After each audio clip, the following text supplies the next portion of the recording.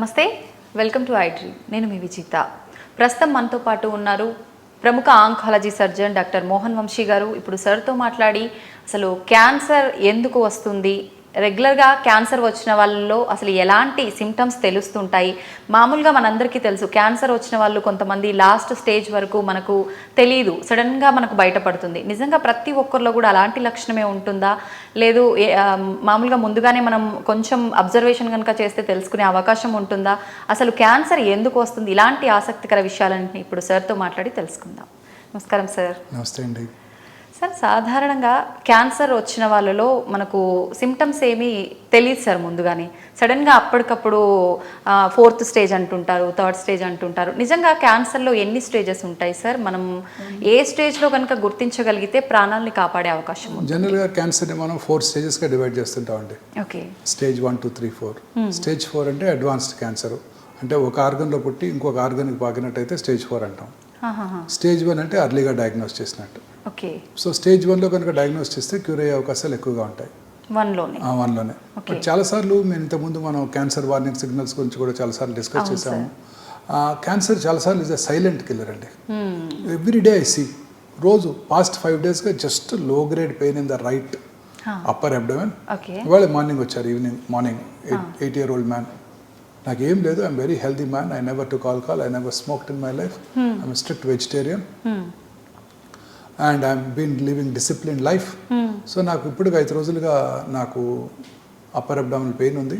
సడన్గా నేను డయాగ్నోస్కి డాక్టర్ గారి దగ్గరికి వెళ్తే అల్ట్రాసౌండ్ చేసి 4th స్టేజ్ క్యాన్సర్ ఉందన్నారు. So there lot of cancers which are silent అండి. అంటే ఉదాహరణకి స్టమక్లో ఫుడ్ పాసేజ్లో కాకుండా పక్కకు వచ్చింది అనుకోండి, గ్రేటర్ కర్వేచర్ అంటే పక్క వచ్చింది అనుకోండి, it doesn't cause any symptoms, ఏముండవు. ఫుడ్ మామూలుగా వెళ్ళిపోతుంటుంది, అది శరీరంలో ఇతర భాగాలు పాకినాకే తెలుస్తుంది. ఈ పర్టికులర్ పేషెంట్లో రైట్ కోలంలో క్యాన్సర్ వచ్చిందండి. రైట్ కోలంలో క్యాన్సర్ వచ్చి లివర్కి పాకిపోయింది. ఏమి సిమ్టమ్స్ ఉండవు, దాంట్లో ఏముండవు. ఆ కోలంలో ఉన్న అల్సర్ ఏదో కొంచెం బ్లీడింగ్ కలిగిస్తుంది. ఆ బ్లడ్ ఏమవుతుంది, రైట్ కోలంలో లిక్విడ్ మోషన్ ఉంటుంది, చక్కగా పాస్ అయిపోతుంది. ఆ బ్లడ్ దాంట్లో మిక్స్ అయిపోతుంది, కూడా కనబడదు మోషన్లో బయటకు వచ్చినప్పుడు. అదే లెఫ్ట్ సైడ్ కోలంలో క్యాన్సర్ వస్తే బ్లడ్ కనబడుతుంది, డాక్టర్ దగ్గర పరిగెత్తుకు వస్తారు. రైట్ సైడ్లో అది కనబడదు. సో లెఫ్ట్ సైడ్ కోలన్ కొంచెం నేరోగా ఉంటుంది, మోషన్ ఏమో హార్డ్గా ఉంటుంది. సో అందువల్ల అడ్డం పడవచ్చు, సో పెయిన్ రావచ్చు, మోషన్లో బ్లడ్ పడవచ్చు. ఇందులో అవి కూడా ఉండవు. రైట్ సైడ్ సైలెంట్ కిల్లర్ అది. సో చాలా క్యాన్సర్స్ ఇలానే మేనిఫెస్ట్ చేస్తుంటాయండి. నొప్పి కలిగించావు, ఎవరు డాక్టర్ దగ్గరికి రారు. ఇప్పుడు ఉదాహరణ బ్రెస్ట్ క్యాన్సర్ కూడా చాలా మంది స్త్రీలు రోజు ఇప్పటికీ ఇంత అవేర్నెస్ మన ఇద్దరం అన్ని ఛానల్స్ వాళ్ళు అనేక న్యూస్ మీడియాలోను అనేక రకాలుగా క్యాన్సర్ మీద ఎంత అడ్వర్టైజ్మెంట్ చేస్తున్నప్పటికీ కూడా, ఇన్ఫర్మేషన్ ఇస్తున్నప్పటికీ కూడా, ఇప్పటికీ కూడా 50% of breast cancer patients, urban ఏరియాలో నివసిస్తున్న బ్రెస్ట్ క్యాన్సర్ పేషెంట్స్ కూడా లేట్ స్టేజ్లోనే డాక్టర్ దగ్గరికి వస్తున్నారు. ఏంటంటే నెగ్లెక్ట్ చేస్తారు. మన స్త్రీలకు ఉండే సహజమైన సిగ్గు, మన లేడీస్ కూడా వాళ్ళ పిల్లలకో భర్తకో వస్తే డాక్టర్ దగ్గర తీసుకొస్తారు తప్ప వాళ్ళకి వాళ్ళు రారు. అది మెయిన్ ప్రాబ్లం. పెద్దగా పెరిగిన దాకా రారు. బ్రెస్ట్లో కూడా చూస్తుంటారు, 6 నెలల నుంచి కనబడుతుందండి అంటారు. నొప్పి లేదు కదా, తగ్గిపోతుందిలే, అశ్రద్ధ చేశాను అంటారు. నొప్పి లేని గడ్డలే ప్రమాదకరం. సో ఇట్లా మన శరీరంలో ఎటువంటి మార్పును కూడా అశ్రద్ధ చేయకూడదండి. అతి చిన్న మార్పును కూడా అశ్రద్ధ చేయకూడదు. రోజు మార్నింగ్ 4 ఇడ్లీలు తింటాం బ్రేక్ఫాస్ట్కి, 2 తినగానే పొట్ట ఫుల్ అయింది అనుకోండి, వెంటనే వచ్చేయాలి డాక్టర్ దగ్గరికి. Unexplained weight loss of appetite, distaste for food, అంటే తినబుద్ధి కాదు, తిన్న టేస్ట్ సరిగా తెలియదు, వెంటనే మనం వెళ్ళి చెక్ చేసుకోవాలి ఆంకాలజీ దగ్గరికి వెళ్ళి. సో క్యాన్సర్ ర్యాపిడ్గా పెరిగిపోతుందండి, క్యాన్సర్ ఇన్సిడెన్స్ ర్యాపిడ్గా పెరిగిపోతుంది. 2002లో నేను బసవతారకం క్యాన్సర్ హాస్పిటల్ డైరెక్టర్గా టేక్ ఓవర్ చేసినప్పుడు అక్కడ 45 పేషెంట్స్ ఉండేవారు, ఒక అబౌట్ 12-15 ఇన్ పేషెంట్స్ ఉండేవారు, అవుట్ పేషెంట్ 45.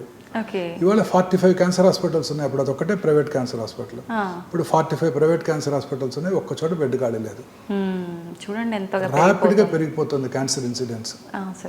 సో అందుకని మనం ఈ క్యాన్సర్ వార్నింగ్ సిగ్నల్స్ మీద అవగాహన పెంచుకోవటం, ఎటువంటి మార్పు మన బాడీలో ఉన్నా వెంటనే మనం డాక్టర్ గారిని కలవటం, ఫ్యామిలీ ఫిజిషియన్ కలవటం. వారు ఒకసారి ఎగ్జామిన్ చేసి అవసరమైతే వారు స్పెషలిస్ట్కి రిఫర్ చేయడం జరుగుతుంది. మనకు క్యాన్సర్ ఏ స్టేజ్లో ఉన్నా మనం ఐడెంటిఫై చేయగలిగితే ఆ ట్యూమర్ని తీసేయగలిగే అవకాశం ఉంటుందా సార్, లేదంటే ట్రీట్మెంట్ చేయొచ్చు అంటారా? ట్రీట్మెంట్ చేయవచ్చు madam, depending on the stage cancer treatment ఆధారపడి ఉంటుంది. సాలిడ్ ట్యూమర్స్, ఉదాహరణకి సాలిడ్ ట్యూమర్స్ అంటే మన స్కాల్ప్ నుంచి కాలు చిటికని వేల వరకు సాలిడ్ ఆర్గన్స్, బ్రెస్ట్ కానివ్వండి, ప్యాంక్రియాస్ కానివ్వండి, లివర్ కానివ్వండి, నోస్ కానివ్వండి, స్కిన్ కానివ్వండి, ఐ కానివ్వండి, సాఫ్ట్ టిష్యూస్ కానివ్వండి, అర్లీగా డయాగ్నోస్ చేస్తే సర్జరీ చేయడం ద్వారా క్యాన్సర్ని క్యూర్ చేయవచ్చు. చాలా మందిలో ఒక అపోహ ఉంది, సర్జరీ అనగానే ఏంటి సార్ కత్తి పెడితే క్యాన్సర్ పెరిగిపోద్ది అంటే కదా, అది అపోహ మాత్రమే. క్యాన్సర్ని సర్జరీ చేయడం ద్వారానే క్యూర్ చేయగలం, ఇంకే ఇతర చికిత్స ద్వారా క్యూర్ చేయలేము. సాలిడ్ ట్యూమర్స్లో. అదే హిమటలాజికల్ మెలిగ్నెన్సీస్, బ్లడ్ క్యాన్సర్స్లో కీమోథెరపీ, టార్గెటెడ్ థెరపీస్, ఇమ్యూనోథెరపీ ద్వారా వాటిని క్యూర్ చేయడానికి అవకాశం ఉంది. సో సాలిడ్ ట్యూమర్స్ ఎక్కడొచ్చినా, బాడీలో ఎక్కడొచ్చినా కూడా అర్లీగా డయాగ్నోస్ చేస్తే సర్జరీ చేయడం ద్వారా క్యూర్ చేయవచ్చు. ఒకవేళ లేట్గా కనుక్కుంటే, ఉదాహరణకి హెడ్ అండ్ నెక్ క్యాన్సర్ లేట్గా కనుక్కున్నాం, ముందుగా కీమోథెరపీ కానీ లేదా కీమో రేడియేషన్ కానీ ఇచ్చి దాన్ని డౌన్ సైజ్ చేసి ఆ తర్వాత మనం ఆపరేషన్ చేయడం జరుగుతుంది. అంటే తక్కువ పరిమాణం స్టేజ్ డౌన్ సైజ్ చేసి, పెద్ద ట్యూమర్ ఉంది 6 సెంటీమీటర్స్, స్కిన్ అంతా ఇన్వాల్వ్ అయిపోయింది, కీమో రేడియేషన్ ఇస్తే ముందు కరిగిపోతుంది చాలా వరకు, ఆ తర్వాత సర్జరీ చేయడం జరుగుతుంది. అలాగే గ్యాస్ట్రిక్ క్యాన్సరు, స్టమక్ క్యాన్సర్ వెనకాల పక్కన ఉన్న ఆర్గన్స్, ప్యాంక్రియాస్కి, లివర్కి అతుక్కున్నట్టయితే అప్పుడు మనం కీమోథెరపీ ఇచ్చి డౌన్ సైజ్ చేసి తర్వాత ఆపరేషన్ చేయడం జరుగుతుంది. రెక్టల్ క్యాన్సర్ లేట్గా కనుక్కున్నాము, ముందుగా రేడియేషన్ కీమో ఇచ్చి తగ్గించి తర్వాత సర్జరీ చేయడం జరుగుతుంది. So cancer treatment is a team work. Surgical oncologist, medical oncologist, radiation oncologist, pathologist is the key person. Pathologist plays very major role. అసలు ఇది ఏ రకమైన క్యాన్సర్, ఏ ట్రీట్మెంట్కి లొంగుతుంది, ఎక్కడ ఆరిజినేట్ అయింది, దాని బిహేవియర్ ఎలా ఉంటుంది అని వర్క్ చేయాలి. పెథాలజిస్ట్ చెప్తారు. తర్వాత రేడియాలజిస్ట్, వెరీ ఇంపార్టెంట్ పర్సన్. ఈ ట్యూమర్ లోకలైజ్డ్గా ఉందా, ఇందాక స్టమక్ క్యాన్సర్ వెనకాల ప్యాంక్రియాస్ కతుక్కుందా, లివర్ కతుక్కుందా ఆయన చెప్తారు. తెలిసిపోతుందా sir test? Radiologist CT scan, PET CT scan లో తెలిసిపోతుంది. అలాగే ఇప్పుడు కొత్తగా nuclear medicine specialist, PET CT scan, ఇప్పుడు కొత్తగా డిజిటల్ పెట్ సిటీ అందుబాటులోకి వచ్చింది, డిజిటల్ పెట్టెంఆర్ అందుబాటులోకి వచ్చింది ఇండియాలో ఫస్ట్ టైం హైదరాబాద్లో. ఈ డిజిటల్ పెట్టెంఆర్ ద్వారా brain tumours, head and neck cancers, liver, pancreatic, తర్వాత rectal cancers, prostate, urinary bladder cancers, ovarian cancer, అలాగే ఎక్స్ట్రిమిటీస్ అంటే కాళ్ళు చేతుల్లో వచ్చే సాఫ్ట్ టిష్యూ ట్యూమర్స్, వీటన్నిటి చాలా అక్యురేట్గా స్టేజ్ చేయడానికి అవకాశం ఏర్పడింది. ఇవన్నీ చాలా ఎక్స్పెన్సివ్ ఉంటాయి. ఎక్స్పెన్సివ్ ఇన్వెస్టిగేషన్ అండి, వెరీ ఎక్స్పెన్సివ్. ఆ PET MR machine cost about $4 million. దాని యాన్యువల్ మెయింటెనెన్స్ కాంట్రాక్టే $500,000. But they are very useful without any radiation exposure. CT స్కాన్లోను, పెట్ సిటీ స్కాన్లోను రేడియేషన్ ఉంటుంది, దీంట్లో ఉండదు. So modern medicine is prohibitively expensive madam. ఈ మెషిన్స్ అన్ని imported. On top of it government of India 31% tax impose చేస్తుంది. Life saving equipment కూడా. ఈ digital PET MR is a very important investigation, very useful. Delhi నుంచి, బాంబే నుంచి వస్తున్నారు పేషెంట్స్ హైదరాబాద్కి పెట్టెంఆర్ చేయించుకోవడానికి.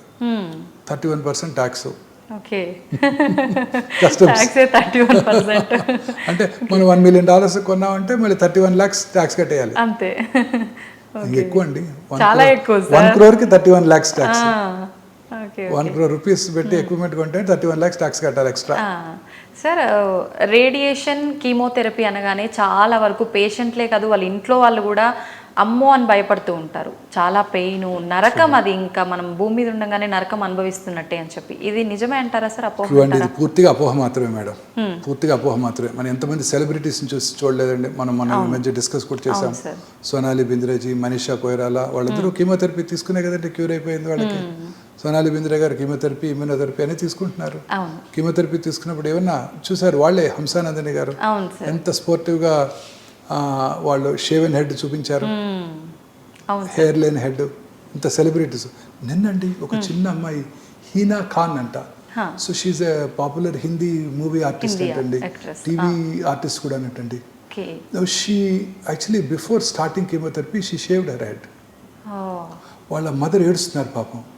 ఈ అమ్మాయి చాలా స్మైల్ చేస్తూ, చాలా ఇచ్చేస్తూ వాళ్ళ మదర్ని కన్సోల్ చేస్తున్నారు. ఎంత హార్ట్నింగ్ గా ఉండేదండి నిజంగా. వాళ్ళు వీళ్ళకి ధైర్యం చెప్పాల్సింది పోయి తను, ఈ అమ్మాయి తల్లికి ధైర్యం చెప్తోంది, మనకు కూడా ధైర్యం చెప్తోందండి. నిజంగానే సార్. అసలు ఎంత చూడండి, అసలు ఇప్పుడు ఎంతోమంది హెయిర్ పోతున్నారు డాక్టర్ గారు. హౌస్ ఇంట్లో ఉండే మగవాళ్ళు ఆడవాళ్ళు కూడా అవును హెయిర్ పోతున్నారు డాక్టర్ గారు. ఫస్ట్ అడుగుతారు, "వాడు చూడండి అమ్మాయి అందవిహీనంగా కనిపిస్తాం హెయిర్ లేకపోతే అనే ఒక ఇది మైండ్ సెట్ లో ఉండిపోయారు. సెలబ్రిటీ చూడండి అమ్మాయి అవును సెలూన్లో ఆ హెయిర్ కట్ చేస్తున్నప్పుడు అది వీడియో చేసి పోస్ట్ చేసింది అమ్మాయి. Okay I was really moved. Hair పోయినా మళ్ళీ వస్తుంది సార్. మనం ఎంతసేపు స్ట్రాంగ్ గా ఉండి హెల్త్ ని కాపాడుకోవాలి.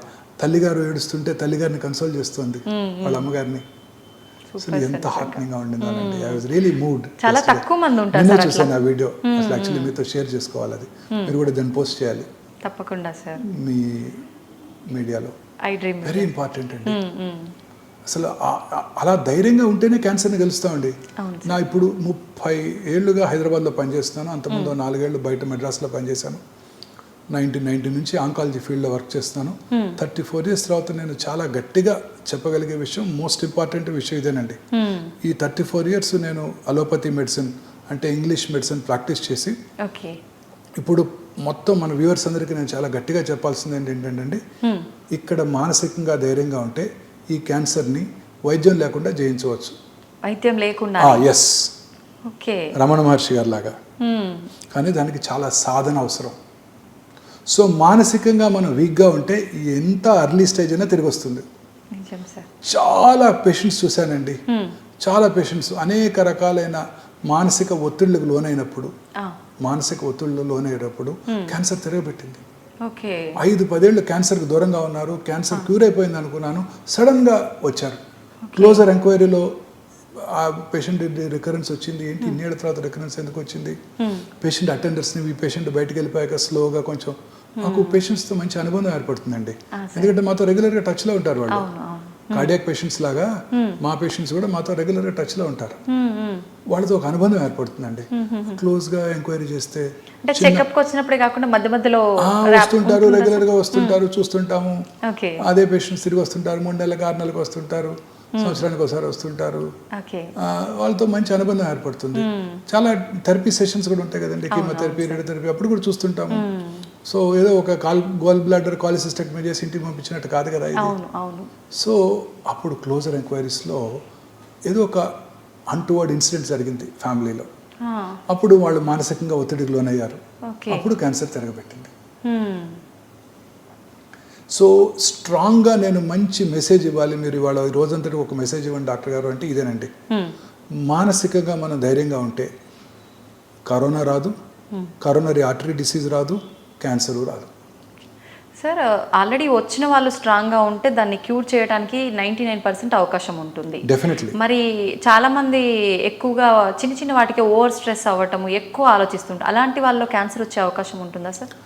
అలాంటి వాళ్ళు అన్నీ వచ్చే అవకాశాలు ఎక్కువ ఉంటాయి. ప్రతిదీ ఫ్లూ వచ్చే అవకాశాలు ఎక్కువ ఉంటాయి, అంటే కరోనా వచ్చే అవకాశాలు ఎక్కువ ఉంటాయి, కరోనరీ ఆర్టరీ డిసీజ్ వచ్చే అవకాశాలు ఎక్కువ ఉంటాయి, సెరిబ్రోవాస్కులర్ యాక్సిడెంట్ వచ్చే అవకాశాలు ఎక్కువ ఉంటాయి, క్యాన్సర్ వచ్చే అవకాశాలు కూడా ఎక్కువగా ఉంటాయి. అన్ని జబ్బులకి మూల కారణం ఈ మానసిక ఆందోళనేనండి. ఈ అర్బనైజేషన్ పెరిగే కొలది ఫ్యామిలీ సపోర్ట్ లేదు. ఇంతకుముందు కామన్ అంటే ఏమంటారు, జాయింట్ ఫ్యామిలీస్ ఉండేవి, ఒకరికొకరు సపోర్ట్ చేసుకునే వాళ్ళు. చిన్న ఇల్ హెల్త్ వచ్చిన అందరు సపోర్ట్ ఉండేది. అన్నదమ్ములు ఉన్నారు, అక్క చెల్లెలు ఉన్నారు, అందరూ కలిసి ఉంటాము. దేనికి పెద్దగా ఇది అయి ఉండేవాళ్ళం కాదు. ఇప్పుడు ఏంటంటే న్యూక్లియర్ ఫ్యామిలీస్, ఒకళ్ళిద్దరే, ఈ కాంపిటీషను, వర్క్ ప్రెషర్స్, పిల్లల చదువులు, ట్రావెల్, పొద్దున్న లేసి కారులో డ్రైవ్ చేసుకుంటే ఏంటంటే 10 కిలోమీటర్లు డ్రైవ్ చేస్తే చాలు, సగం మానసిక ఆందోళన హైదరాబాద్ సిటీలో ఆ ట్రాఫిక్ లో. ఇంటికి ఎప్పుడు చేస్తాము, ఒకసారి బయటకు వచ్చామంటే ఎప్పుడు వెళ్తాం ఇంటికి, పిల్లలు ఏం చేస్తున్నారు, పిల్లాడి ఇంటికి వచ్చాడా, ముఖ్యంగా ఆడవాళ్ళకి స్కూల్ నుంచి వచ్చాడా, ఫుడ్ తిన్నాడా, ఏం తిన్నాడు, ఇదే ఆందోళన. ఈ ఆందోళనే అన్ని రకాల జబ్బులకి కారణం అండి. ఐ స్ట్రాంగ్లీ బిలీవ్ క్యాన్సర్ వచ్చిన వాళ్ళు కూడా మానసికంగా ధైర్యంగా ఉంటే క్యాన్సర్ని జయిస్తారు. క్యాన్సర్ క్యూర్ అయిన వాళ్ళు కూడా మానసికంగా ధైర్యం, అంటే ఏదైనా అన్టువర్డ్ ఇన్సిడెంట్ జరిగి వాళ్ళు ఒత్తిడికి లోనట్టయితే క్యాన్సర్ తిరగబెడుతుంది. ఇంతకుముందు కూడా ఒక మంచి ఎగ్జాంపుల్ చెప్పానండి, వర్త్ రిపీటింగ్. మెలనోమా అనేది స్కిన్ క్యాన్సర్ అండి. ఆ స్కిన్ క్యాన్సర్ వచ్చి ఒక ఆయన క్యూర్ అయిపోయింది. 20 years తర్వాత he had an accident and brain dead అయ్యారు. అప్పుడు ఆయన కిడ్నీని ఇంకెవరికో ట్రాన్స్ప్లాంట్ చేశారండి. ఆర్గన్ ట్రాన్స్ప్లాంట్ చేసినప్పుడు రెసిపియంట్ అంటే ఆర్గన్ తీసుకున్న వాళ్ళలో మన టీ సెల్స్ ఆ ఆర్గన్ని రిజెక్ట్ చేస్తాయి. ఓకే. ఎవరైనా సరే ఏదైనా ఆర్గన్ రిజెక్ట్ చేస్తాయి, అన్లెస్ ఐడెంటికల్ ట్విన్ అయితే తప్ప. ఆర్గన్ రిజెక్ట్ చేయకుండా ఇమ్యూనో సప్రెసివ్ థెరపీ పెడతారు, అంటే ఇమ్యూనిటీని సప్రెస్ చేసే థెరపీ పెడతారు. పెట్టినప్పుడు అందులో ఏమైనా క్యాన్సర్ సెల్స్ ఉంటే అవి గ్రో అవుతాయి. సో ఈ పేషెంట్కి 20 సంవత్సరాల తర్వాత బ్రెయిన్ డెడ్ అయ్యి ఆయన కిడ్నీ ఇంకెవరికో డొనేట్ చేస్తే ఆ రెసిపియంట్లో మెలనోమా వచ్చింది. అంటే 20 సంవత్సరాలుగా ఈ మెలనోమా కణము స్కిన్ క్యాన్సర్ కిడ్నీలో ఉంది.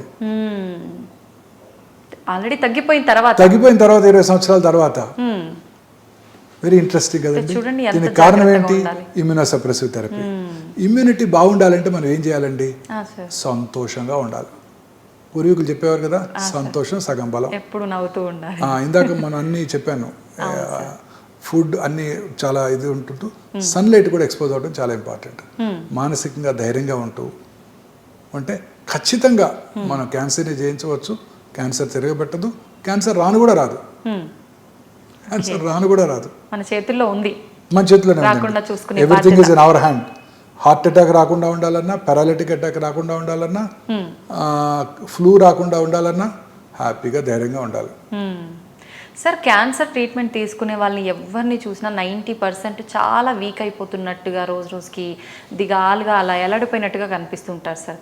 వాళ్ళ బాడీలో ఇమ్యూనిటీ పవర్ తగ్గిపోతూ ఉండడం వల్ల అలా కనిపిస్తుంటారా సార్? లేదండి, క్యాన్సర్ వచ్చినప్పుడు డెఫినెట్గా కొంచెం ఇమ్యూనిటీ తక్కువ ఉంటుంది. క్యాన్సర్ ట్రీట్మెంట్ ఇస్తున్నప్పుడు అంటే రేడియేషన్, కీమోథెరపీ వల్ల కూడా మానసిక ఆందోళన ప్లస్ ఈ వైట్ సెల్స్ కూడా నెంబర్ కొంచెం తగ్గుతుంది కీమో ఇచ్చినప్పుడు. ఇప్పుడు కొత్తగా ఈ కీమోథెరపీ ఇస్తున్నప్పుడు వైట్ సెల్స్ తగ్గకుండా ముందుగానే ప్రొఫైలాక్టిక్గా ఇంజెక్షన్స్ ఇస్తున్నారు, కాలనీ స్టిమ్యులేటింగ్ ఫ్యాక్టర్స్ అంటారు. వాటి ద్వారా ఇమ్యూనిటీ తగ్గకుండా ఉంటుంది. సార్, ఇప్పుడు మీరు చెప్పారు ఎక్కువగా స్ట్రెస్, ఒత్తిడికి లోనవటం వల్లే వస్తుంది అని చెప్పి. జనరల్గా మీ దగ్గరికి పేషెంట్ వచ్చినప్పుడు మీరు ముందు ట్రీట్మెంట్ స్టార్ట్ చేయడానికి ముందే వాళ్ళని ప్రిపేర్ చేస్తారా సార్? అలా ఉండొద్దు, మీరు స్ట్రాంగ్గా ఉండాలని చెప్పి. జనరల్గా ఇండియాలో ఏమవుతుందంటేనండి, పేషెంట్ వచ్చే ముందు రోజే వచ్చేస్తారు అటెండర్స్. రేపు మా పేషెంట్ తీసుకొస్తున్నాం, మా పేషెంట్కి మీరేమీ చెప్పొద్దు, మిమ్మల్ని ప్రిపేర్ ముందే చెప్తారు, మన ప్రిపేర్ చేస్తారు. లోపలికి వచ్చాక కూడా పేషెంట్ వెనకాల నుంచొని అని గుర్తు చేస్తుంటారు. సో నేనేం చేస్తానంటే జనరల్గా పేషెంట్ రాగానే ఫస్ట్ ఇండియాలో అయితే పేషెంట్ని వారిని బయటకు అంతా పరీక్ష చేశాక మీరు అలా కూర్చోండి, నేను వీళ్ళతో మాట్లాడతానని పొలైట్గా చెప్పి వీళ్ళతో మాట్లాడతాను. తర్వాత అటెండర్స్ పర్మిషన్ తీసుకుని ఆ పేషెంట్ పిలుస్తాను. Almost 100% of cases attenders permission తీసుకుని ఎస్ వారికి చెప్పాలా వద్దా, వారి పర్మిషన్ తీసుకునే మిగతా అప్పుడు పేషెంట్ పిలిచి వాళ్ళు చెప్పొద్దు లేదా చెప్పండి, కొంతవరకు చెప్పండి, క్యాన్సర్ ఉందని చెప్పండి, బట్ ఎర్లీగా ఉందని చెప్పండి, క్యూర్ అయిపోతుందని చెప్పండి అంటారు. వారు ఏం చెప్తే అది చెప్తాను. ఎందుకంటే ఫ్యామిలీకి తెలుసు పేషెంట్ యొక్క ఎంత సెన్సిటివ్ మ్యానో పేషెంట్ ఫ్యామిలీకే తెలుసు, మనకు తెలియదు. కొంతమంది ధైర్యంగా ఉంటారు, లేదు సార్ వారికి చెప్పేయండి పేషెంట్ గారు కూడా చాలా మంది కొంతమంది చెప్తుంటారు. ఇప్పుడు 10% ఆఫ్ ద పేషెంట్స్. ఇందాక మీరు చెప్పినట్టుగా ఇంట్లో వాళ్ళు ఎక్కువ టెన్షన్ పడుతుంటే పేషెంటే వాళ్ళకి ధైర్యం చెప్పే పేషెంట్లు కూడా చాలా మంది ఉంటారు. ఎస్, వెరీ మచ్ పేషెంట్సే ధైర్యం చెప్తుంటారు. అలా పేరెంట్స్ని కూడా మీరు మోటివేట్ చేసిన సందర్భాలు ఉంటుంటాయా సార్? వెరీ మచ్ అండి, చాలా సార్లు ఇదే ముందు ఫ్యామిలీతోనే మాట్లాడతానండి. ఫస్ట్ ఫ్యామిలీని ప్రిపేర్ చేస్తాను, ఉన్నట్టు ఫ్యామిలీకి చెప్పేస్తాను, ఎక్కడ ఏమి దాచుకోకుండా. బ్యాడ్ డిసీజ్ అయితే బ్యాడ్ డిసీజ్ క్లియర్గా ట్రీట్మెంట్ ఆప్షన్ అన్ని చెప్పేశాక వారి పర్మిషన్ తీసుకొని పేషెంట్ పిలుస్తాం. ఎస్, వాళ్ళకి ఏం చెప్పమంటారు మీరు, ఉన్నట్టు చెప్పమంటే చెప్పేస్తాను. లేదు మోస్ట్ ఆఫ్ దెమ్ వద్దంటారు, అసలు ఏం చెప్పొద్దండి మేము మేనేజ్ చేసుకుంటాం అంటారు. నా జాబ్ ఈజీ, అంతే సార్. ముందు వాళ్ళే చెప్పేస్తారు. చాలా మంది ఎస్ ఉందని చెప్పండి బట్ క్యూరబుల్ అని చెప్పండి అంటారు, అదే చెప్తాను. పేషెంట్కి ధైర్యంగా ఉండటం కోసం. కొంతమంది సెన్సిటివ్ పేషెంట్స్ ఉంటారండి, ఫ్యామిలీ మెంబర్స్కి తెలుసు వారికి ఎలా ఏం చెప్పాలో, సో వారి ఇన్పుట్స్ తీసుకోవాలి మనం. ఓకే సార్, చాలా మందిలో సర్జరీ అయిపోతుంది టోటల్గా, అంటే ఇంకే ప్రాబ్లం ఉండదు ఫర్దర్గా అని చెప్పిన తర్వాత కూడా సడన్గా అది మళ్ళీ రావటము, సడన్గా డెత్ అవటం జరుగుతూ ఉంటాయి కదా సార్? Very true. అంటే డెత్ అవటం కాదు, క్యాన్సర్ తిరిగి రావటం జరుగుతూ ఉంటుందండి. సో ఈ క్యాన్సర్ పేషెంట్స్లో ఇంకొక చిన్న ప్రాబ్లం ఉందండి. వీళ్ళకి బ్లడ్ కోయాగులబిలిటీ అంటే రక్తం గడ్డగట్టడం ఎక్కువగా ఉంటుందండి. ఎనీ క్యాన్సర్ పేషెంట్స్లో డీడైమర్ ఎక్కువ ఉంటుంది. అన్ని క్యాన్సర్ పేషెంట్స్లో కూడా రక్తం ఎక్కువ గడ్డగడుతుంది. కాల్లో రక్తం గడ్డగట్టి అవి పైకి వచ్చి పల్మరీ ఎంబాలిజము సడన్ డెత్ చూస్తుంటాం చాలాసార్లు. కర్నరీ ఆర్టరీ డిసీజ్ చూస్తుంటాము చాలాసార్లు పోస్ట్ ఆపరేటివ్ టైంలోను. ఆ తర్వాత కూడా కీమోథెరపీ తీసుకుంటున్నప్పుడు రేడియేషన్ తీసుకున్నప్పుడు చాలా మందిలో సెర్బ్రో వాస్కులర్ యాక్సిడెంట్ అంటే బ్రెయిన్లో రక్తం గడ్డగట్టడం, ఇన్ఫాక్ట్ రావటం, పారాలసిస్ రావటం చాలా కామన్గా చూస్తుంటామండి. ఇవి క్యాన్సర్ పేషెంట్స్లో అందరిలో కూడా ఈ హైపర్ కోయాగులబుల్ స్టేట్ అంటారు. వీళ్ళలో ఈ కాళ్ళలో కానీ హార్ట్ బ్లడ్ వెసల్స్లో కానీ బ్రెయిన్ వెసల్స్లో కానీ రక్తం గడ్డగట్టడం చాలా కామన్గా చూస్తుంటాం. చాలా కామన్ ఇది. సో వాళ్ళలో సడన్గా డెత్ చూస్తుంటాం. అలాగే క్యాన్సర్ పేషెంట్స్లో ఇంకొక వెరీ ఇంపార్టెంట్ థింగ్ అండి. ఇప్పుడు ఒక చోట క్యాన్సర్ వచ్చింది అనుకోండి, ఉదాహరణకి బకల్ మ్యూకోజా అంటాం, దవడ లోపల భాగం, రైట్ సైడ్ క్యాన్సర్ వచ్చింది అనుకోండి. అదే పేషెంట్లో 2 ఏళ్ల తర్వాత, 5 ఏళ్ల తర్వాత, 6 నెలల తర్వాత ఆపోజిట్ సైడ్ వచ్చే అవకాశాలు కూడా ఎక్కువగా ఉంటాయి. ఇదంతా ఒకటే ఏరియా కదండి. ఏదైతే కారణాల వల్ల ఇక్కడ క్యాన్సర్ వచ్చిందో అదే కారణాలు ఇదంతా కూడా ఉంటాయి కదా. సో బకల్ మ్యూకోజాలో క్యాన్సర్ వస్తే అంగటి మీద, నాలుక మీద, కొండ నాలుక మీద, ఆపోజిట్ సైడ్ బకల్ మ్యూకోజా మీద, ఫ్లోర్ ఆఫ్ మౌత్ లోను, లిప్స్ లోను కూడా, ఫారింగ్స్ లోను అంటే అన్నవాహికలోను వచ్చే అవకాశాలు ఎక్కువ ఉంటాయి కదా. సేమ్ ఏరియా కదండి. సో పేషెంట్స్ ఇదే చెప్తుంటాను. రామగుండంలో బొగ్గు దొరికితే పక్కన ఉన్న గోదావరి కని, మంచిర్యాల, బెల్లంపల్లి, పెద్దపల్లి, రామకృష్ణపూర్లో కూడా బొగ్గు దొరుకుద్ది. దుబాయ్లో పెట్రోల్ దొరికితే Muscat, Abu Dhabi, Bahrain, Kuwait, Basra, టెహరాన్లో కూడా పెట్రోల్ దొరుకుతుంది. సో పాత క్యాన్సర్ తిరిగి రావడమే కాకుండా కొత్త క్యాన్సర్ రావడాన్ని వాళ్ళు ఐడెంటిఫై చేసుకోవాలి. ముఖ్యంగా ఓరల్ క్యాన్సర్స్, బ్రెస్ట్ క్యాన్సర్ కూడా commonest risk factor for breast cancer ఏంటంటే, first risk factor already breast cancer వచ్చి ఉండటం. ఒక సైడ్ వస్తే రెండో సైడ్ వచ్చే అవకాశాలు ఎక్కువగా ఉంటాయి. అలాగే పెద్ద పేగులో రైట్ సైడ్ కోలంలో వస్తే లెఫ్ట్ సైడ్ కోలంలోను, ట్రాన్స్వర్స్ కోలంలోను, రక్తం దగ్గర వచ్చే అవకాశాలు కూడా ఎక్కువగా ఉంటాయి.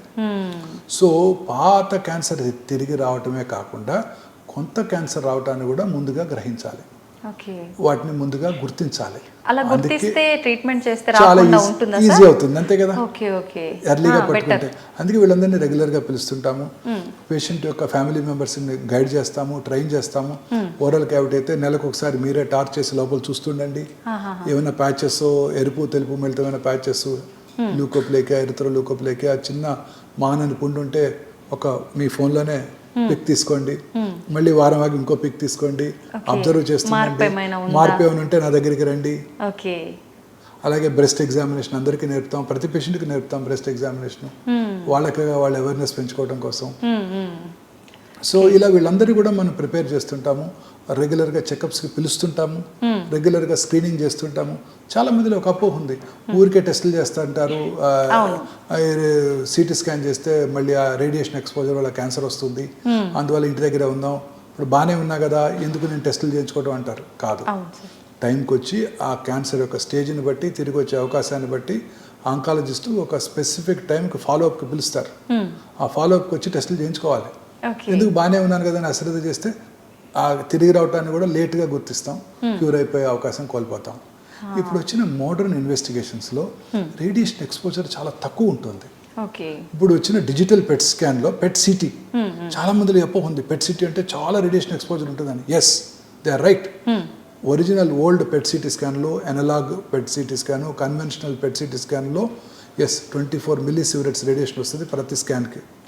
ఇప్పుడు ఇక్కడ అవైలబుల్ డిజిటల్ పెట్ స్కాన్లో only 8 millisieverts radiation, 1/3 the dose, 1/3 the dose. అలాగే ఇప్పుడు కొత్తగా వచ్చిన పెట్ ఎంఆర్లో hardly 1 to 2 millisievert radiation. Better కదా సార్, చాలా తక్కువ రేడియేషన్. అలాగే కొత్త low dose radiation CT scans అందుబాటులోకి వచ్చాయి. ఇప్పుడు అన్ని మేజర్ సెంటర్స్లో ఇప్పుడు మన దగ్గర అవే ఇన్స్టాల్ చేసాం. చాలా తక్కువ రేడియేషన్తో, ఈవెన్ మ్యామోగ్రఫీ, కన్వెన్షనల్ మ్యామోగ్రఫీతో రేడియేషన్ ఎక్స్పోజర్ ఎక్కువ ఉంటుంది, డిజిటల్ మ్యామోగ్రామ్తో రేడియేషన్ ఎక్స్పోజర్ చాలా తక్కువ ఉంటుంది. సో చాలా మంది స్త్రీలు ఆందోళన చెందుతుంటారు, ఏంటి డాక్టర్ గారు 50 years వచ్చాక సంవత్సరానికి ఒకసారి మ్యామోగ్రామ్ చేయించుకోమంటున్నారు, ఆ మ్యామోగ్రామ్ చేయించుకుంటే క్యాన్సర్ వచ్చేద్దాము ఇలా అంటుంటారు. సో ఇవన్నీ కూడా అపోహలు మాత్రమే.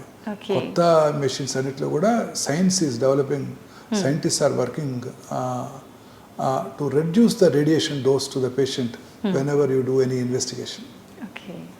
సార్, క్యాన్సర్, చాలామంది క్యాన్సర్ వచ్చిన వాళ్ళు ఉన్నారు అని అంటే ఆ చుట్టుపక్కల వెళ్ళటానికే ఆలోచిస్తూ ఉంటారు, అమ్మో మాకెక్కడ వస్తుందో అనే టైప్లో. నిజంగా అలా వచ్చే అవకాశం ఉంటుందా సార్? క్యాన్సర్ అంటువ్యాధి కాదు. నేను రోజు మా పేషెంట్స్ అందరికి అదే చెప్తాను. రాగానే పేషెంట్స్ అడుగుతారు, మా ఇంట్లో ప్రెగ్నెంట్ ఉమెన్ ఉంది, మా ఇంట్లో చిన్నపిల్లలు ఉన్నారు. చాలామంది అడుగుతుంటారు, తండ్రి గారికి క్యాన్సర్ వచ్చింది, పిల్లలు ఇంట్లోనే ఉంటారు, వాళ్ళ దగ్గర ఉంటారు అంటే వాళ్ళు వండింది తినటము అన్ని రకాలుగా ఉంటారు. నేను అదే చాలా క్లారిటీతో చెప్తున్నానండి. ఇది అంటువ్యాధి కాదు. వారు ఆ పిల్లలు తాతగారి దగ్గరికి వెళ్ళొచ్చు, తాతగారు ఆ పిల్లల్ని ముద్దు పెట్టుకోవచ్చు, తాతగారి ప్లేట్లో వాళ్ళు తినొచ్చు, తాతగారు వీరికి తినిపించవచ్చు, తాతగారు వాడిన టవల్ వీరు వాడుకోవచ్చు, తాతగారి పక్కలో పడుకోవచ్చు. ఆ గ్రాండ్ చిల్డ్రన్కి ఎటువంటి హాని లేదు. ఎనీ క్యాన్సర్ ప్రెగ్నెంట్ లేడీ ఉన్నారు ఇంట్లో, ఎటువంటి హాని లేదు, ఎటువంటి హాని లేదు. హ్యాపీగా అందరు కలిసిమెలిసి ఉండొచ్చు. కానీ ఆ పిల్లల వల్ల ఈయనకి హాని ఉండొచ్చు. మోస్ట్ ఆఫ్ ద చిల్డ్రన్ స్కూల్కి వెళ్తారు, కోల్డ్ ఉంటుంది, ఆ కోల్డ్ తీసుకొచ్చి పెద్ద ఆయనకి అంటిస్తారు. అంటిస్తే మరి వాళ్ళకి మన టైమ్లీ ట్రీట్మెంట్ స్కెడ్యూల్ డిస్టర్బ్ అవుతాయి, ఫీవర్ వస్తే. సో పిల్లల వల్ల వీరికి హాని, కానీ వీరి వల్ల ఎవరికి హాని లేదు. సార్, ఇప్పటి వరకు ఎన్ని రకాల క్యాన్సర్లు ఉన్నాయో అన్నిటి గురించి మనం మాట్లాడుకుంటున్నాం. మామూలుగా ఎముకలకు సంబంధించి కూడా క్యాన్సర్ వచ్చే అవకాశం ఉందా సార్? yes very much. ఎటువంటి క్యాన్సర్? చిన్నపిల్లలు ఎక్కువ వస్తాయండి ఇవి, లెస్ దాన్ 30 years. కొన్ని రకాల ఈవింగ్ సార్కోమా అని ఒకటి ఉంది, అది మరీ చిన్నపిల్లల్లో 10 నుంచి 20 లోపల వస్తుంది. ఆస్టియోసార్కోమా 15 to 30 years మధ్యలో వస్తాయి. అవి చాలా అగ్రెసివ్గా ఉంటాయండి ఆస్టియోసార్కోమా. ఇది ఎక్కువగా అంటే రీజన్ ఏంటి సార్ ఇది రావడానికి? నోబడీ నోస్ ఏది రీజన్ లేదు. ఆస్టియోసార్కోమాస్ చాలా అగ్రెసివ్గా ఉంటాయండి అవి. With in no time lungs పాకిపోతాయి. చాలా సార్లు వారికి కాలు తీసేయాల్సి వస్తుంది. జనరల్గా నీ జాయింట్కి పైన కింద ఎక్కువగా వస్తుంటాయండి అన్ని. చాలా మందిలో 100కి 70 మంది ఇక్కడే వస్తాయి. నీ జాయింట్ పైన కానీ కింద కానీ, మోస్ట్లీ పైన వస్తాయి. సో వాళ్ళ కాలు కూడా తీసేయాల్సి వస్తుంది. అయినా కూడా క్యూర్ అయ్యే అవకాశాలు తక్కువగా ఉంటాయి, చాలా అగ్రెసివ్గా ఉంటాయి. బట్ వాళ్ళకి ఇప్పుడు కొత్తగా ముందుగా కీమోథెరపీ ఇచ్చి వాటిని డౌన్ సైజ్ చేసి, కీమోథెరపీ ఇస్తున్నప్పుడు ట్యూమరే కాకుండా ట్యూమర్ శరీరంలో ఇతర భాగాలకి ఎక్కడికైనా మైక్రోస్కోపిక్గా పాకి ఉంటే వాటిని డిస్ట్రాయ్ చేస్తుంది. సో వాళ్ళందరికీ ఒక స్ట్రిక్ట్ ప్రోటోకాల్స్ ఉన్నాయి. కీమోథెరపీ ఇచ్చి ఆ తర్వాత సర్జరీ చేయటం, లింబ్ కన్జర్వేషన్ కూడా చేస్తున్నాము. అంటే ప్రాసెసెస్ పెడతాము, కస్టమ్ మేడ్ ప్రాసెస్ పెడతాం అనమాట. పెట్టి ఆపోజిట్ లెక్క ఎలా ఉందో అలానే పెట్టేస్తాం. చేసిన ద్వారా మంచి రిజల్ట్స్ వస్తుంటాయి. But they are highly aggressive tumours. ఈ చిన్నపిల్లలు వచ్చి Ewing sarcoma, round cell tumour అంటారు, అవి కూడా చాలా అగ్రెసివ్గా ఉంటాయి. బట్ వాటికి prolonged treatment, more than 1 year treatment తీసుకోవాల్సి ఉంటుంది.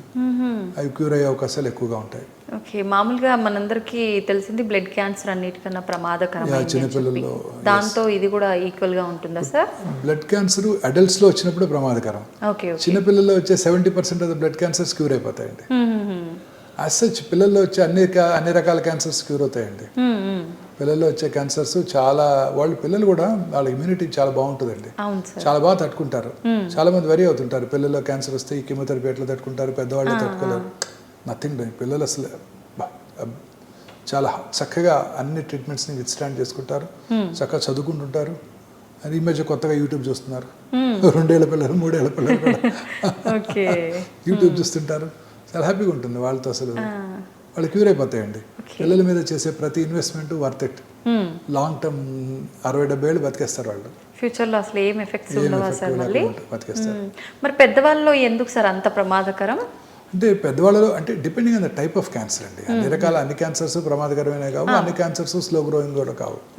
క్యాన్సర్ని ముందుగా ఏంటంటే గుర్తించడం, ఆ తర్వాత కరెక్ట్ ట్రీట్మెంట్ జరగటం. నేను ఇంతకు ముందు ఎప్పటి నుంచి ఈ మధ్యకాలం ఎంఫసైజ్ చేస్తున్నది మన మానసిక ధైర్యం. అవును సార్, 3 ఇంపార్టెంట్. Healthy diet.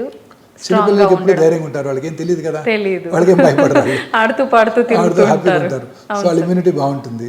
ఇప్పుడు చూడండి, కరోనా వల్ల కొన్ని వేల మంది, లక్షల మంది పెద్దవాళ్ళు చనిపోయారు. ఎక్కడన్నా పిల్లలు చనిపోయినట్టు చూసారా మీరు? లేదు. వాళ్ళ కరోనా వచ్చినా హ్యాపీగా ఇంట్లోనే ఉంటారు, ఏం కాదు వాళ్ళకి. ఊరికే ర్యాండమ్గా శాంపిల్ చేసినా ఇంట్లో పిల్లలందరిలోనూ కరోనా ఉంటుంది ఆ రోజుల్లో. కాకపోతే వాళ్ళలో ఇమ్యూనిటీ ఎక్కువ ఉంది కాబట్టి వాళ్ళకి మేనిఫెస్ట్ కూడా అవ్వదు. ఎక్కువగా చిన్నపిల్లలు బ్లడ్ క్యాన్సర్ అంటే ఏజ్ వాళ్ళలో ఎక్కువగా వచ్చే అవకాశం? 1 to 5 years. 1 to 5 years. Okay. వాళ్ళు క్యూర్ అయిపోతాయండి. ప్రాసెస్ అంతా సేమ్ ఉంటుందా సార్ అడల్ట్స్ లో అయినా వీళ్ళలో అయినా? కీమోథెరపీ ప్రోటోకాల్స్ ఉన్నాయి, ఆ ప్రోటోకాల్ ఫాలో అయిపోతుంది. ఓకే. మీకంటే ట్రీట్మెంట్ విషయంగా వస్తే పిల్లలు అంత సపోర్టివ్గా ఉంటారా సార్? కొంచెం రిస్క్ అనిపిస్తుందా మీకు? ఉంటుందండి, రిస్క్ అనిపిస్తుంది. ముందు ఇప్పుడు ఏమంటే పిల్లలకు ట్రీట్మెంట్ ఇస్తున్నప్పుడు పెద్దవాళ్ళు ఎమోషనల్గా డిస్టర్బ్ అయిపోతుంటారు. పిల్లలకు వచ్చింది అని వాళ్ళు డిస్టర్బ్ అయిపోతుంటారు. సో వాళ్ళని ప్రిపేర్ చేయాలి మనం ఫస్ట్. వాళ్ళని ప్రిపేర్ చేసి పిల్లల్ని వాళ్ళే ప్రిపేర్ చేసుకోగలరు. పిల్లలు చాలా బాగా కోఆపరేట్ చేస్తారండి, వాళ్ళతో ప్రాబ్లమే ఉండదు. ఐవీలైన్ పెట్టేటప్పుడే ప్రాబ్లమ్. ఇప్పుడు కొత్తగా కీమో పోర్ట్లు, పిక్ లైన్లు పెట్టేస్తున్నాము, సో అది కూడా బాధలేదు. సో ఐవిలైన్ రోజు పోక్ చేయాల్సిన అవసరం లేదు. సో చాలా బాగా కోఆపరేట్ చేస్తారు. చిన్న ఇప్పుడంతా మొబైల్ స్క్రీన్ పెట్టేస్తే చాలు, అంతే, దాంట్లో ఇన్వాల్వ్ అయిపోతారు. మనం వచ్చినా పట్టించుకోరు అసలు. సార్, సాధారణంగా అందరూ తీసుకునే డైటే తీసుకోవాల్సి ఉంటుందా? క్యాన్సర్ వచ్చిన వాళ్ళు వాళ్ళకి ప్రత్యేకమైన డైట్ ఏమైనా ఉంటుందా? ప్రత్యేకమైన డైట్ అంటూ ఏముండదండి. అవుట్ సైడ్ ఫుడ్ కంటామినెంట్స్ ఎక్కువ ఉంటాయి, లూజ్ మోషన్స్ కొంచెం ఇమ్యూనిటీ తక్కువ ఉంటే లూజ్ మోషన్స్ అయిపోతాయి, డిస్టర్బ్ అయిపోతుంది వాళ్ళ గట్ అంతా కూడా. So preferably home cooked food. జాగ్రత్తగా ఫ్రూట్స్ అన్ని కూడా కంటామినేషన్ ఎక్కువ అవుతుంది ఈ మధ్య, పొల్యూటెంట్స్, ఆర్టిఫిషియల్ కలర్స్, పెస్టిసైడ్స్. చాలా జాగ్రత్తగా బాగా 1-2 సార్లు క్లీన్ చేసుకుని ఫ్రూట్స్ తినాల్సి ఉంటుంది. అవుట్ సైడ్ ఫుడ్ కంప్లీట్గా అవాయిడ్ చేయాలి. స్పైసీ ఫుడ్ కొంచెం అవాయిడ్ చేయడం బెటర్ డ్యూరింగ్ దిస్ టైం, ఎందుకంటే టేస్ట్ దెబ్బతింటుంది. ఓరల్ క్యాన్సర్ పేషెంట్స్లో కొంచెం టంగ్ సెన్సిటివ్గా ఉండి స్పైసీ ఫుడ్ని తట్టుకోలేరు వాళ్ళు. So preferably bland food, easily digestible food, ఇంట్లో చేసిన ఏమైనా తినొచ్చండి. వారికి ఇష్టమైన, వారి టేస్ట్ ప్రకారం వారికి ఏమి ఇష్టమైతే అవి తినొచ్చు. అన్ని మోడరేషన్ ఉన్నాయి. చాలా మంది ఇదే క్వశ్చన్ అడుగుతారు, షుగర్ తింటే క్యాన్సర్ వస్తుందా డాక్టర్ గారు? షుగర్ ఎక్కువగా తింటే క్యాన్సర్ తిరిగి వస్తుందా? షుగర్ ఎక్కువగా తింటే క్యాన్సర్ తగ్గిపోయే అవకాశాలు తగ్గిపోతాయా అని అడుగుతుంటారు. ఎవ్రీథింగ్ ఇన్ మోడరేషన్ అండి. కార్బోహైడ్రేట్స్, ప్రోటీన్స్, అలాగే ఫ్యాట్ కూడా కావాలి మన బాడీకి. మామూలుగా మీరు అన్నట్టుగా షుగరు, ఉప్పు, కారం ఇవి 3 ఎక్కువ తీసుకునే వాళ్ళలో క్యాన్సర్ ఎక్కువగా వస్తుందా అనే ఒక అపోహ ఉంది సార్ చాలా మందిలో. అపోహ కదండి, డెఫినెట్గా మనం అందరం కూడా మోడరేషన్లో తీసుకోవాలి అన్నీ కూడా. ఎనీథింగ్ నేను ఇంతకుముందు కూడా డిస్కస్ చేసాం మనం. White sugar preferable to avoid white sugar at all cost. Okay. Normal healthy పీపుల్కి వైట్ మైదా, వైట్ సాల్ట్, తర్వాత white light, white rice. White rice కూడా వైట్ శాంతానికి చిహ్నం అంటాం, కానీ ఆరోగ్యం విషయానికి వచ్చేసరికి వైట్ రైస్ అంతా పాలిష్ రైస్ అండి, ప్లేన్ కార్బోహైడ్రేట్. సో అందుకని ఇవన్నీ కూడా మనకు మంచివి కావు. దంపుడు బియ్యము, పార్బాయిల్ రైస్ అవి తీసుకోవాలి. మైదా బదులు జొన్న పిండి, గోధుమ పిండితో చేసుకోవాలి. తర్వాత రాత్రిపూట ఎక్కువ వర్క్ చేసే వాళ్ళలో, నైట్ టైం ఎక్కువ పనిచేసే వాళ్ళలో, కంపెనీస్, మన సాఫ్ట్వేర్ ప్రొఫెషనల్స్ అంతా కూడా నైట్ టైం పనిచేస్తుంటారు. వాళ్ళందరిలో కూడా ఈ వైట్ లైట్కి ఎక్కువ ఎక్స్పోజ్ అవటం, రాత్రిపూట వచ్చే మెలటోనిన్ హార్మోన్ ఉత్పత్తి తగ్గిపోవటం, వాళ్ళలో క్యాన్సర్ వచ్చే అవకాశాలు ఎక్కువ ఉంటాయి. రాత్రి ఎర్లీగా పడుకొని లేట్గా పడుకునే వాళ్ళకన్నా ఎర్లీగా నిద్రపోయి పొద్దున్నే లేసే వాళ్ళలో క్యాన్సర్ వచ్చే అవకాశాలు చాలా తక్కువగా ఉంటాయి. అన్ని రకాల క్యాన్సర్స్ వాళ్ళలో ఎక్కువ. సో ఈ అర్బనైజేషన్ పెరిగే కొద్ది ఇదే జరుగుతుంది. రాత్రిపూట మనందరం, మీరు నేను కూడా లేట్గా వెళ్తాం, ఆ తర్వాత మళ్ళీ ఫోన్ చూస్తూ యూట్యూబ్ మెసేజ్లు అన్ని ఆన్సర్ చేయటం, అన్ని ఒకసారి చెక్ చేసుకోవాలి, టీవీ చూడటం, రాత్రిపూట ఆర్టిఫిషియల్ లైట్స్, ఇవన్నీ కూడాను డెఫినెట్గా క్యాన్సర్ కారకాలేనండి. ప్రశాంతంగా రాత్రి 9 ఎర్లీగా డిన్నర్ చేసేసి 8-9కు పడుకుని పొద్దున్నే 4 o'clock లేసాం అనుకోండి, ఎన్టీ రామారావు గారి లాగా 3 o'clock లేసేవారంటే, ఆయన 3కే లేసేవారంట. 3కి లేసి ఆయన యోగా, ఎక్సర్సైజ్ అన్నీ చేసి మార్నింగ్ ఎర్లీగా బ్రేక్ఫాస్ట్ చేసేవారు రామారావు గారు. ఇప్పుడు మార్చలేం సార్. అలా తింటే వాళ్ళకి ఏ క్యాన్సర్ రాదండి. అలా అంటే ఏ క్యాన్సర్ రాదు. చక్కగా హ్యాపీగా నిద్రపోయి మెలటోనిన్ హార్మోన్ ఉత్పత్తి అవుతుంది 1 గంట 2 గంటలకి. It has strong anti cancer properties. రాత్రిపూట బెడ్ లైట్ కూడా ఉండకూడదంట. హ్యాపీగా డార్క్లోనే పడుకోవాలి పూర్తిగా. ఒకవేళ పెట్టుకోవాల్సి వస్తే రెడ్ లైట్ కొంచెం, అంతే తప్ప అది భయంగా ఉన్న వాళ్ళకి పిల్లలు ఉంటే.